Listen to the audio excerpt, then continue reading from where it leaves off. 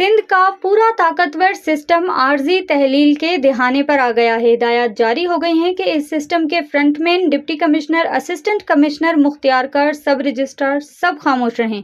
अरबों के ठीकों की अदायगियां मुंजमद और लेन देन रुकने की पूरी तैयारी। गुज़िश्ता हफ्ते राब्ते हुए आला क़यादत और ताकतवर हलकों में और शिकवे उठे कि ज़मीनों पर कब्जा, ठीकों में बेज़ाब्तगियां और पोस्टिंग्स में घपले पूरा सिंध और हुकूमत यरगुमाल बन चुके हैं। अब फ्रंटमैनों को हवाई अड्डे से वापस भेजा गया। एक अहम किरदार इलाज का बहाना बनाकर मुल्क से बाहर है। मगरबी अजला के फ्रंटमैनों को हिदायत है, 1 महीना है, तमाम मामलात समेटो, वरना नेब और दीगर इदारे काम शुरू करेंगे। पहले से काफ़ी लोगों को गिरफ्तार किया जा चुका है, तफ्तीश जारी है, राज खुलने वाले हैं।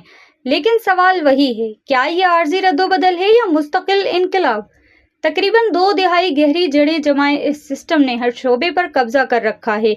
ज़मीनों से लेकर ठीकों तक, पोस्टिंग से लेकर माली मराआत तक, सब कुछ इन्हीं ताकतवर हलकों के कंट्रोल में। सियासी मुबसरीन कहना शुरू हो चुके हैं कि अगर ये अहद वफा करे, अगर ये कदम मुस्तकिल हो, तो सिंध की सियासत और ब्यूरोक्रेसी का नक्शा बदल जाएगा। मगर अगर चंद हफ्तों बाद सब वापस वही सिलसिला शुरू हो जाए, तो फिर ये खेल सिर्फ एक आर्जी दिखावा था। आवाम की निगाह अब सूबाई हुकूमत, नेब और इस पूरे नेटवर्क पर है कि वो माजी की तरह खामोशी से काम ना लें। पूरे सिंध में ये लम्हा फैसले का है। तब्दीली मुमकिन है, मगर वो महज दावे या वादे नहीं होने चाहिए, अमल की तौफीक भी ज़रूरी है।